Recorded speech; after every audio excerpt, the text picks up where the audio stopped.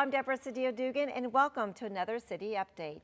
Phoenix is celebrating the arts and humanities all month long.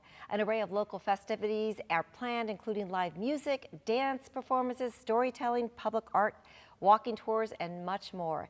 Now you and your family can be part of this very exciting celebration throughout the entire month of October. Joining us now to talk a little bit about this is the Phoenix Office of Arts and Culture Executive Director, Gail Browne. Gail, it's great seeing you. Nice to see you again, Deborah. Well, this is exciting. It's the Arts and Humanities Month, the entire month. This is a national celebration, That's correct? Right. So this is a national celebration. It's been going on for about 2 decades.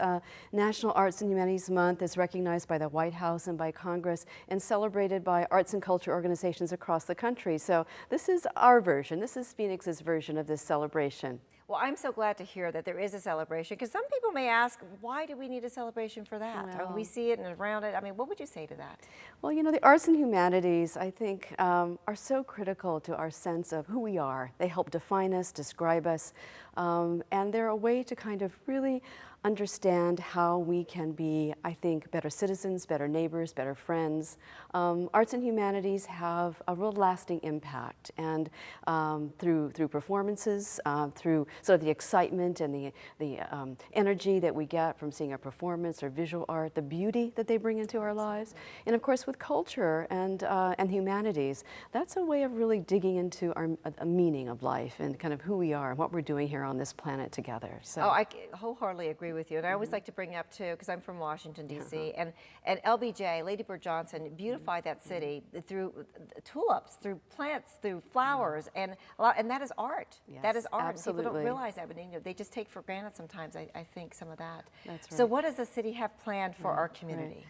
So we're going to celebrate in a pretty big way. Now, we have celebrated Arts and Humanities Month for the last couple of years here in City Hall, but this time we've decided to kind of expand our offerings. We're going to kick off our celebrations on Friday with a series of, we're calling it a showcase. So we've invited about 25 arts organizations to come and set up booths and tables and present information about their groups, but also to offer giveaways, maybe some discounts, special offers. The idea is to encourage people to participate in arts and cultural activities throughout the city all month long.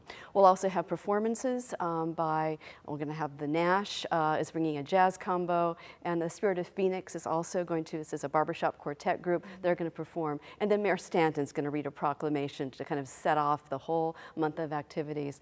And then throughout the month, usually in the lunchtime hour around noon, usually on Fridays, but sometimes other days as well, we're going to be presenting a series of musical performances as well as some talks. Now, this year we're partnering with Arizona Humanities, and this is an organization here in Arizona that's related to the National Endowment for the Humanities, and they do really important work in this state in terms of connecting us with our cultural heritage, again with issues of civil discourse and understanding kind of who we are as people here in this state. So they're going to be helping us out by presenting some of the talks. Oh, well, that's excellent. And you have a little bit of everything, from, like, as I mentioned, from storytelling to concerts to live performance, dance, right. And again, the entire month of October. What about for young people and children? Right, so we're going to have storytelling. Mark Goldman's going to be here at the end of the month at the Orpheum Theater, do some storytelling for children. So that's going to be an exciting thing. Rosie's House is going to bring a saxophone quartet that they work with, and this is of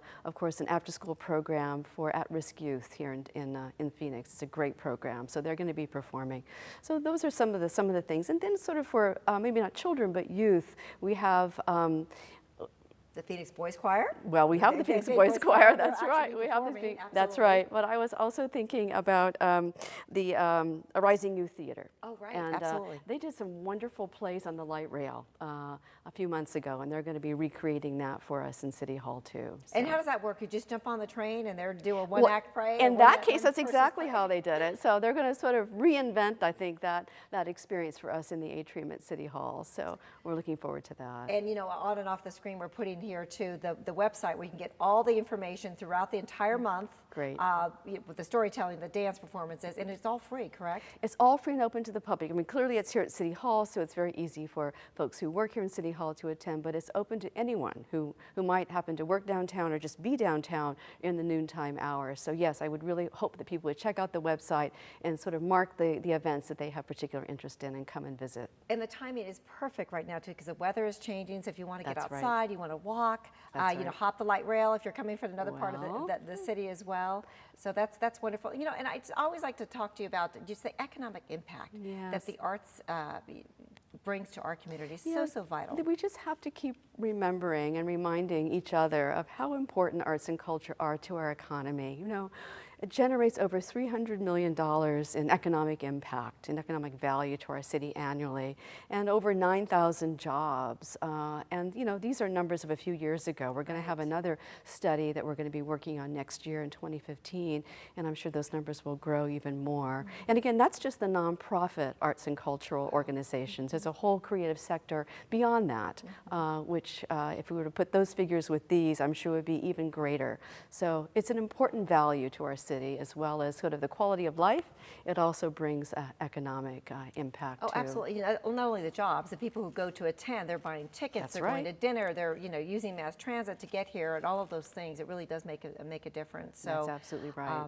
well, I love the arts and culture in our city. I think Yes. it's really just increased so much with just the downtown, with the theater, and of course the symphony.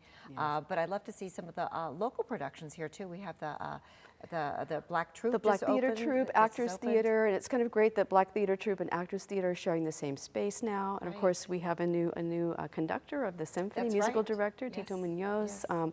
and the opera's doing some really amazing new work. And then they have a number of commissions coming up too. So that's wonderful. there's just a lot going on in this city that we have a lot to be proud of and to participate in. Absolutely. And again, the idea is we need to go out and buy tickets and see these performances, go to the museums and be a part of this. I think one of the goals of the Arts and Humanities Month is also to create a lifelong habit of participating. Oh, very, very good point. It really is. And I want to mention, too, the Orpheum, because I know that we are going to have some of those performances at the Orpheum. Yeah. But, you know, on Mondays, I believe it's at 1 o'clock, they have these free tours. tours, So you can yes. really go.